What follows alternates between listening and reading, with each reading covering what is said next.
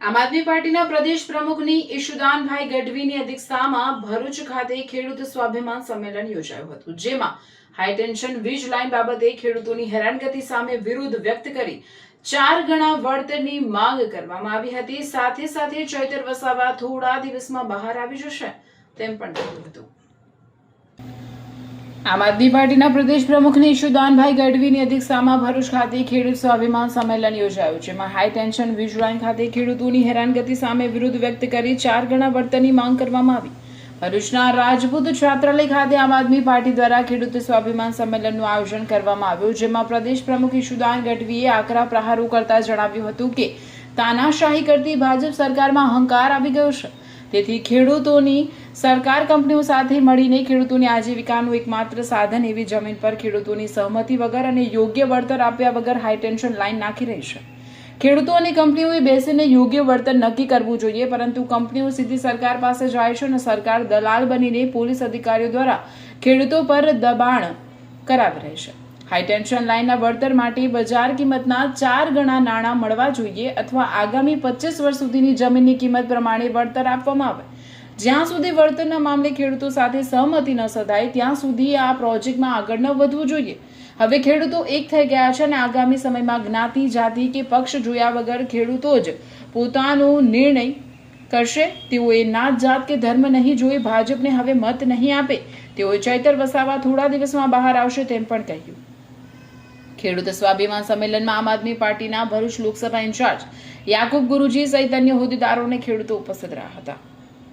સાંસદ મનસુખભાઈ વસાવા દેખાડો કરે છે, લડી નથી રહ્યા। જો લડી રહ્યા હોય તો છેતરભાઈની જેમ જેલમાં હોય, જેલમાં નથી। જ્યાં સુધી સાંસદ મનસુખ વસાવાજી જેલમાં ન જાય, 6-3 મહિના સુધી છેતરભાઈ ગયા ત્યાં સુધી એ લડ્યા છે એવું ન કહી શકાય। એટલા માટે કે જે કેસમાં છેતરભાઈ વસાવાને સ્પીડમાં સજા થઈ, એ પહેલા પણ જામીન ઉપર હતા, કેસ ચાલી ગયો। એ કેસ શું હતો કે એક આદિવાસી ખેડૂતને ખેતરમાં રાત્રે 2 વાગે વનકર્મીઓ જેલમાં ખેતરમાં ગયા હતા અને એ મામલે છેતરભાઈ અવાજ ઉઠાવ્યો હતો। એ વિસ્તાર તો મનસુખભાઈ નહોતો, તો પેલા તો મનસુખભાઈ અવાજ ઉઠાવવાની જરૂર હતી, છેતરભાઈ તો પછી ઉઠાવવાની જરૂર હતી, તો મનસુખભાઈ એ સમયે કેમ ઉઠાવ્યું નહીં? એટલે અત્યારે આદિવાસીઓ ભાજપથી વિમુખ થયા છે। એટલે મુખ્યમંત્રી અને પ્રધાનમંત્રીએ મનસુખભાઈને એવું કીધું છે કે દેખાડો કરો તમે આદિવાસી સમાજના મસીહા છો એવું, નહીં તો છેતરભાઈ વસાવા ઉમરગામથી અંબાજી સુધી બધી સીટો જીતી જશે। એટલા માટે તેના નાટક છે, પણ સાચા જો હોય તો 3 મહિના જેલમાં જાય તો ખબર પડે મનસુખભાઈ। અત્યારે અંગ્રેજ સરકારનો કાયદો ચાલી રહ્યો છે, હજી પણ એમાં બદલાવવામાં આવ્યું નથી। આ લોકો જે નવા કાનૂન કે જે લાવે છે એ લોકો વળતરને લઈને લાવે છે, એવું હજી એમાં પ્રાવધાન નથી કે ખેડૂતને પૂછ્યા વિના જમીનમાં ઘૂસી ન શકાય। આમ આદમી પાર્ટીની સરકાર આવશે, મેં આનો અભ્યાસ કર્યો છે। જે કંપનીઓ આવશે યા તો ભાડું આપશે યા તો નફામાં પ્રોફિટ આપશે, અને જ્યાં સુધી મારો ખેડૂત સહમત નહીં થાય ત્યાં સુધી ખેડૂતના ખેતરમાં કલેક્ટર કે એસપી ની તો શું, કંપનીઓ વાળાથી શું, મુખ્યમંત્રીના બાપની તાકાત નથી કે ખેતરમાં જઈ શકે। આવો કાયદો લાવીશું। બિલકુલ આ સરકાર છે, ઉદ્યોગપતિઓ ખેડૂતો પાસે ક્યાં આવે છે ભાઈ? કંપનીઓ વાળા ખેડૂતો પાસે આવે। આપણે જમીન લેવી હોય તો ખેડૂતના માલિક પાસે જઈએ છીએ ને, અથવા તો આપણે દુકાન લેવી હોય તો દુકાનના માલિક પાસે જઈએ છીએ કે સરકાર પાસે જઈએ ભાઈ? કંપની લેવી હોય તો આપણે કંપનીના માલિક પાસે જઈએ છીએ કે સરકાર પાસે જઈએ? આ કંપનીઓ સરકાર પાસે કેમ ગઈ?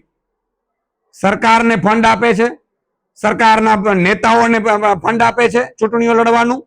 આ કંપનીઓ અધિકારીઓને પાછલા દરવાજે નાણાં આપે છે, અને એટલા માટે થઈ અને સરકાર છે એ ઉદ્યોગપતિઓની દલાલી કરીને મારા ખેડૂતો ઉપર દમન ગુજારે છે। આ છેલ્લી જ તમને સરકારને કહી છે કે 1.5 વર્ષ છે, જો તમે વ્યવસ્થિત નહીં કરો તો આ જ ખેડૂતો, આ જ ગરીબો, વંચિતો, શોષિતો, મજૂરો, શ્રમિકો, ભાગ્યાઓ તમને ઉકેડીને ફેંકી દેશે ને પોતાની સરકાર બનાવી લેશે। તાલુકા જિલ્લા પંચાયતની ચૂંટણીમાં ખેડૂતોના આટલા આંદોલન પછી પણ ભાજપ જીતી। ભાજપે જિલ્લા પંચાયતો બનાવી, તાલુકા પંચાયતો બનાવી, એટલે ભાજપને અહંકાર આવી ગયો કે આ ખેડૂતો નથી, આને તો જ્ઞાતિ, જાતિ, ધર્મના આગેવાનોના કારણે અમે તોડીને મત લાવી શકીશું, એટલે એને એ અહંકાર આવી ગયો છે। પણ હવે ખેડૂતો એક થઈ ગયા છે। જેના ખેતરમાં વીજ લાઈન આવે છે એ ખેડૂત પણ એક થઈ ગયો છે, એક ગામમાં આખું ગામ એક થવા માંડ્યું છે, ગામમાં પોસ્ટરો લાગવા માંડ્યા છે।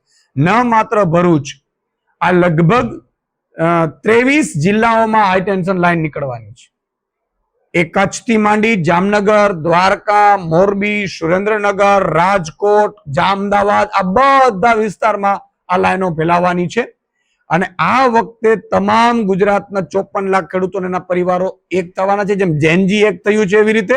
અને હવે એ લોકો નક્કી કરશે કે આગામી સમયમાં અમારો જ્ઞાતિનો આવશે, જાતિનો આવશે, ધર્મનો, ભાજપનો આગેવાન આવશે, અમે મત નથી આપવાના.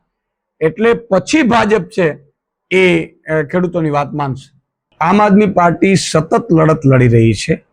આપણે જોયું હશે કે કડદા કાંડ હોય કે સૌરાષ્ટ્રમાંથી આખા ગુજરાતમાં કિસાન મહાપંચાયતો વિવિધ મુદ્દે કરી 10,000 કરોડનું પેકેજ સરકારે જાહેર કરવું પડ્યું.